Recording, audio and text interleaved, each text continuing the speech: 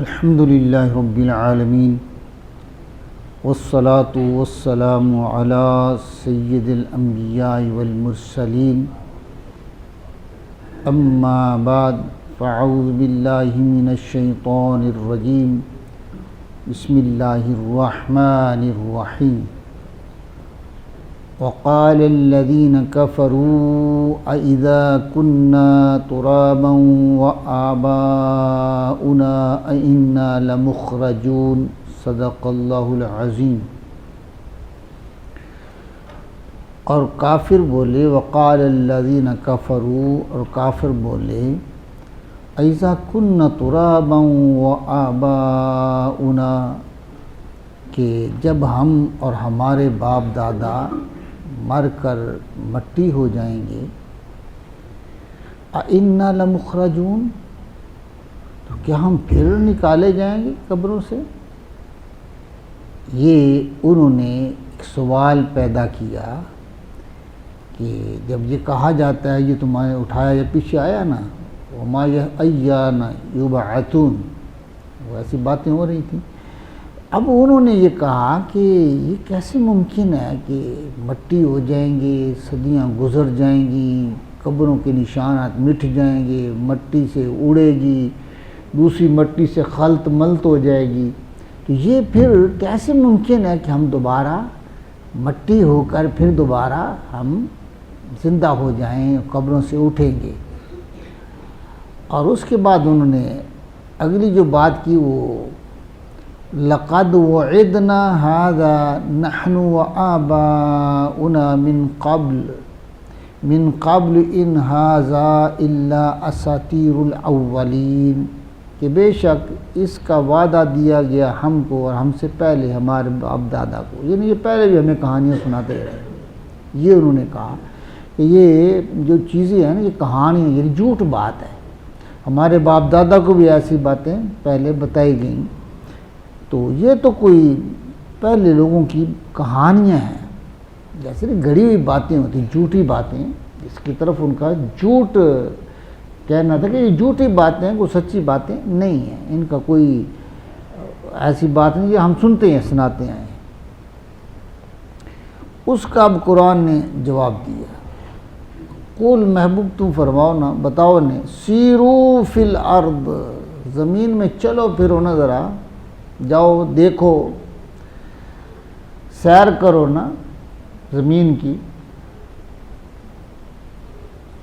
فانظروا کیف کان عاقبۃ المجرمین، اور دیکھو ذرا غور کرو کہ کیسے جو ہے نا مجرموں کو انجام تک پہنچایا گیا، کیسا ہوا انجام مجرموں کا، ذرا جا کے دیکھو نا۔ عاد و ثمود کی بستیاں جو ہیں ان کو جا کے دیکھ لیں، ذرا جا کے تمہیں پتہ چلے کہ کیسے الٹ پلٹ ہو گئی تھیں وہ بستیاں، ان کو کیسا عذاب آیا ہے۔ آج بھی وہ نشانات موجود ہیں۔ یہ سیرو فی الارض کا معنی ہے کہ ایسی جگہوں پہ جائیں نا، زمین کے اوپر ہی وہ جگہیں ہیں، تم سفر کرتے ہو، تم جاتے ہو قافلوں کے ساتھ، ہاں جی، یہ جو تجارتی سفر ہے وہاں سے گزرتے ہو، یہ شام کے علاقے کو جاتے ہو، تمہیں راستے میں پڑتے ہیں، دیکھو نا وہاں کیا ہوا ہے، ان کا کیسا انجام ہوا۔ تو اگر آپ ان کے پیش رو ہیں، انہی کی بات کو فالو کرتے ہیں، انہی کی اطاعت کرتے ہیں، جو وہ والے تھے جن پر عذاب نازل ہوا ہے، تو پھر تم پر بھی عذاب نازل ہوگا۔ لیکن اگر آپ باز آ جائیں، اللہ کی بارگاہ میں توبہ کریں اور جو ہے نا صحیح راستے پہ آ جائیں، اسلام قبول کر لیں، تو پھر تم بچ سکتے ہو۔ لیکن اگر نہ کرو گے تو وہ بھی مجرم تھے، وہ بھی انجام کو پہنچے، تم بھی مجرم ہو، تم بھی انجام کو پہنچ جاؤ گے۔ وَلَا تَحْزَنْ عَلَيْهِمْ وَلَا تَكُنْ فِي ضَيْقٍ مِّمَّا يَمْكُرُونَ، اور محبوب تو غم نہ کیا کر، تو پریشان نہ ہو جایا کر۔ آقا پریشان ہو جاتے تھے نا، دیکھیے جو بندہ محنت کرے تو پھر اس کو سامنے اس کا کوئی جو ہے نا وہ آؤٹ پٹ نہ ملے تو ظاہر ہے وہ پریشان تو ہوتا ہے نا۔ تو آقا علیہ الصلوۃ والسلام صبح و شام، پھر حضور رحیم ہیں، رعوف ہیں، ہاں جی، لوگوں کو عذاب سے بچانا چاہتے ہیں۔ اللہ کے ساتھ جوڑنا چاہتے ہیں. تو یہ حضور علیہ الصلوۃ والسلام جب وہ انکار کرتے اور تو حضور پریشان ہو جاتے. جی تو اللہ فرماتا محبوب لا تحزن، تو نہ ان پر کوئی اتنا غم نہ کیا کر، ولا تکم فی ضیق، اور دل کو تنگ نہ کیا کر اس کا. ہاں جی یہ جو حرکتیں کرتے ہیں نا، یہ جو مکر کرتے ہیں، مما یمکرون، یہ جو مکر کر رہے ہیں، یہ جو چالیں چلتے ہیں تیرے خلاف اور میٹنگیں کرتے ہیں، اس طرح سے آپ پریشان نہ ہوں. کیوں؟ اس لیے کہ میں نے لکھ دیا ہے، جس نے اسلام لے کے آنا وہ لے آئے گا. تیرا کام ہے میرا پیغام پہنچا دینا، اور تو آسان طریقے سے وہ کام کر رہا ہے. تیرا کام یہی ہے. باقی کسی کے دل کے اندر ہدایت کو داخل کرنا یہ تیرے رب کا کام ہے. جی یہ رب کا کام. وَيَقُولُونَ مَتَىٰ هَٰذَا الْوَعْدُ إِن كُنتُمْ صَادِقِينَ، اور کہتے ہیں کہ کب آئے گا یہ وعدہ، یہ جو آپ قیامت سناتے ہیں. ہاں جی یہ جو عذاب قبر ہے یہ کب آئے گا اگر تم سچے ہو تو. یہ آگے سے ایسی باتیں بھی کرتے ہیں. قل فرماؤ عَسَىٰ أَن يَكُونَ رَدِفَ لَكُم بَعْضُ الَّذِي تَسْتَعْجِلُونَ، تم فرماؤ محبوب کہ قریب ہے، قریب ہے.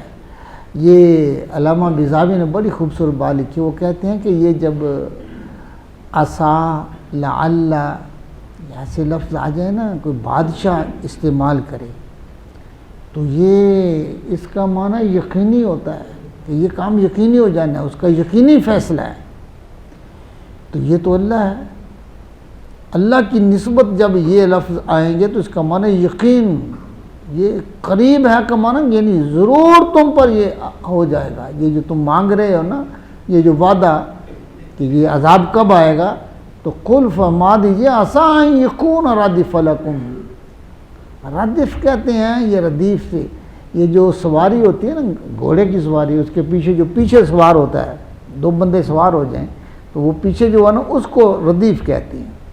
یہ رَدِفَ لَكُم کا معنی یعنی وہ کس سے جڑا ہوتا ہے، قریب ہوتا ہے نا اس کے پچھلے اگلی سواری جو چلا رہا ہے سواری کو، اس کے پیچھے جو گھوڑے پہ بیٹھا ہے وہ اس کے ساتھ ملا ہوتا ہے. تو یہ لفظ استعمال کیا کہ وہ دور نہیں ہے. جس طرح سواری پر پچھلا سوار پہلے کے ساتھ ملا ہوتا ہے، عذاب بھی تمہارے ساتھ ملا ہوا ہے، دور نہیں ہے. رَدِفَ لَكُم بَعْضُ الَّذِي تَسْتَعْجِلُونَ. اللہ اکبر. قریب ہے کہ تمہارے پیچھے آ لگے وہ بعض وہ چیزیں جس کو تم جلدی مچا رہے ہو، جس کی تم جلدی مچا رہے ہو وہ دور نہیں ہے. اللہ کا عذاب دور نہیں ہے، قبر میں جانے کی دیر ہے. ہاں جی تمہیں پتہ چل جائے گا. وَإِنَّ رَبَّكَ لَذُو فَضْلٍ عَلَى النَّاسِ وَلَكِنَّ أَكْثَرَهُمْ لَا يَشْكُرُونَ. اور تیرا رب محبوب بڑا ہی فضل والا ہے، بڑا فضل والا تیرا رب. ہاں جی گستاخیاں بھی کرتے ہیں، عذاب پھر بھی نازل نہیں کرنا. ہاں جی تیری گستاخی کرتے ہیں پھر بھی نہیں، تیری بھی نہیں مانتے، میری بھی نہیں مانتے، لیکن اس کے باوجود بھی یہ جو سانس لے رہے ہیں، ہاں جی اس دنیا کے اندر اس زمین کے اوپر رہ کر میری نعمتوں سے لطف اندوز ہو رہے ہیں، تو یہ کیوں ہے کہ تیرا رب بڑا فضل والا ہے. ہاں جی کفر بھی کرتے ہیں، شرک بھی کرتے ہیں، میرے سامنے شریک بھی لا کے ٹھہراتے ہیں، لیکن اس کے باوجود بچے ہوئے ہیں اس زمین کے اوپر. تو کیا ہے کہ تیرا رب بڑا فضل والا ہے. ہاں جی لذو فضل الناس، اللہ بڑا فضل والا لوگوں پر. وَلَكِنَّ أَكْثَرَهُمْ لَا يَشْكُرُونَ. چاہیے تو یہ تھا کہ جو مہلت ملی ہوئی ہے، اللہ کی نعمتیں استعمال کرتے، اس کا شکر کرتے اللہ کا، لیکن یہ اکثر شکر نہیں کرتے. یہ بری بات ہے کہ یہ شکر نہیں کرتے ہیں. وَإِنَّ رَبَّكَ لَيَعْلَمُ مَا تُكِنُّ صُدُورُهُمْ وَمَا يُعْلِنُونَ.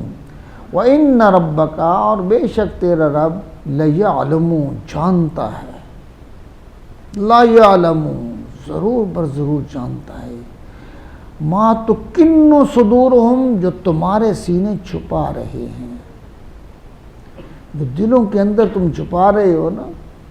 ہاں جی باتیں تم سمجھتے ہو کہ اس کا علم شاید نہیں ہے، اللہ کو اس کا بھی علم ہے، وما یعلنون، جو تم ظاہر کرتے ہو اللہ کو اس کا بھی علم ہے، اس کا اللہ سے کوئی چیز پوشیدہ نہیں ہے، اللہ جانتا ہے۔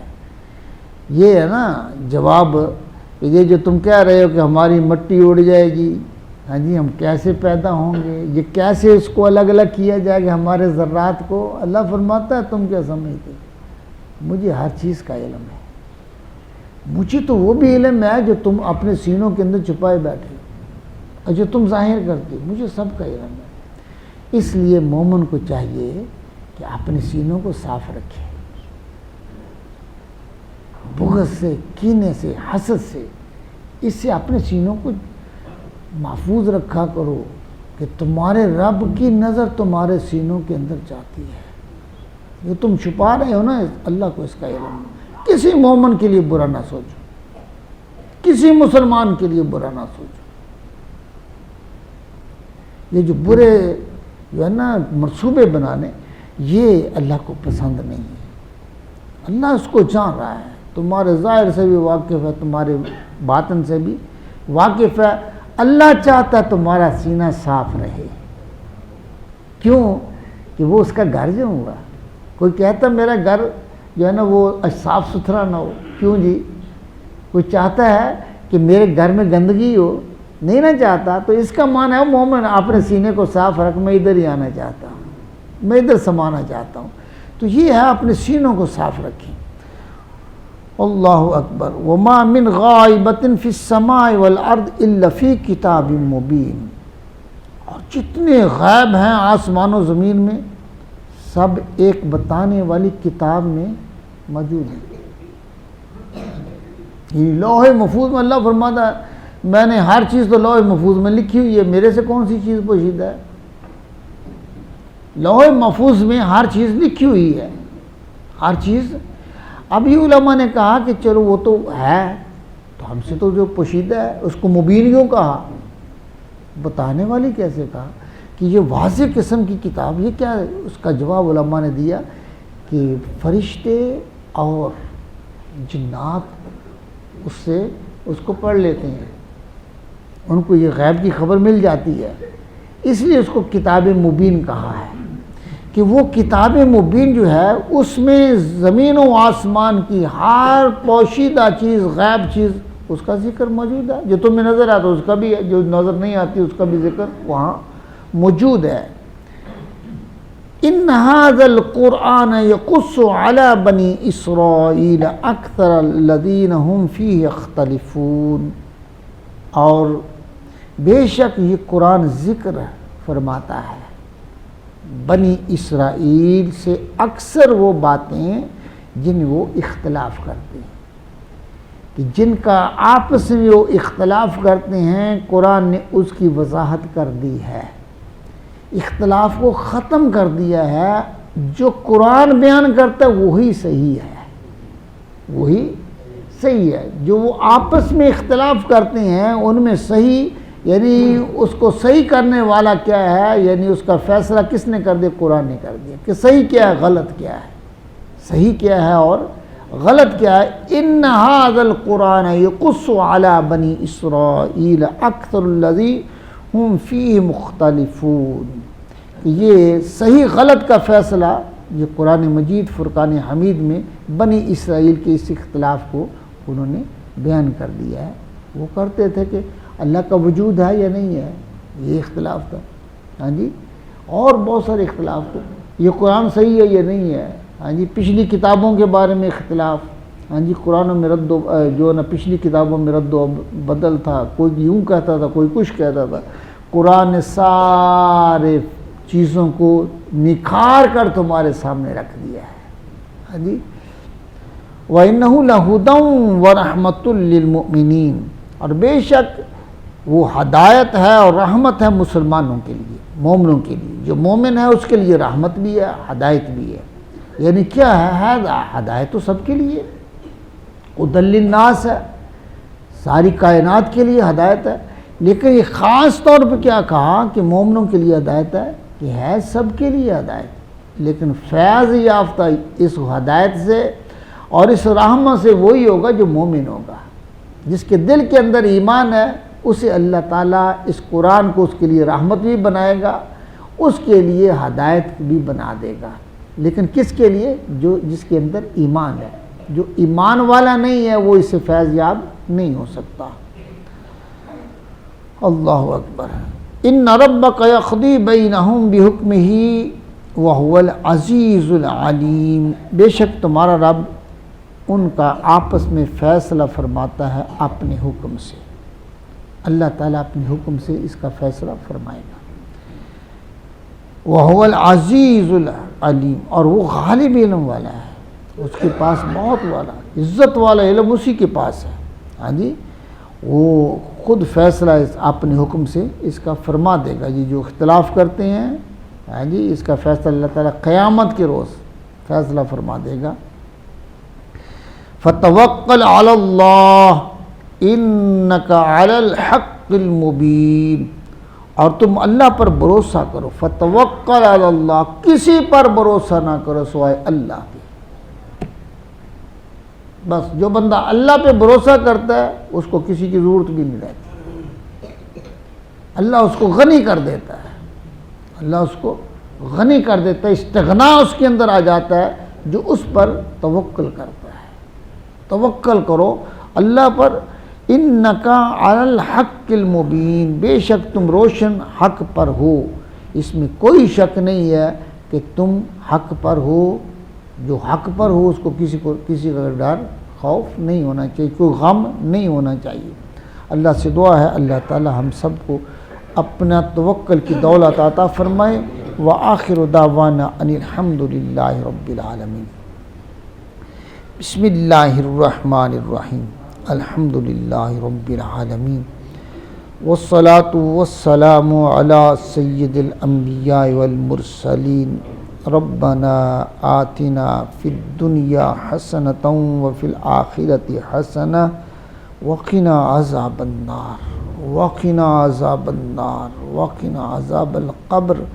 وقنا عذاب الحشر. وقنا عذاب السقر. وقنا حساب المیزان. ربنا فاغفر لنا ذنوبنا وکفر عنا سیئاتنا وتوفنا مع الابرار. اللہم انی اسألک العفو والعافیۃ فی الدین والدنیا والآخرہ.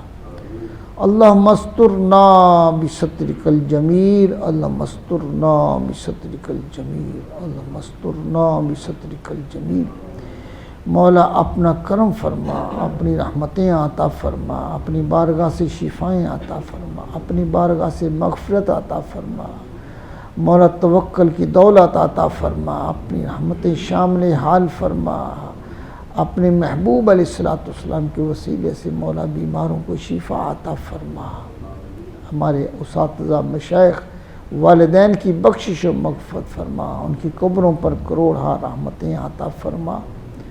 میرے آقا کی ساری امت کی خیر فرما. میرے آقا کی ساری امت کی خیر فرما. میرے آقا کی امت کے جو لوگ بھی پریشان ہیں ان کی پریشانیوں کو دور فرما. جو مالی مشکلات میں مبتلا ہے مولا اپنے حبیب علیہ الصلوۃ والسلام کے توسل سے ان کی مدد فرما، انہیں خوشحالی عطا فرما. ربنا تقبل منا انک انت السمیع العلیم وتب علینا انک انت التواب الرحیم. صلی اللہ تعالی علی حبیبہ سیدنا ومولانا محمد وعلی آلہ واصحابہ اجمعین.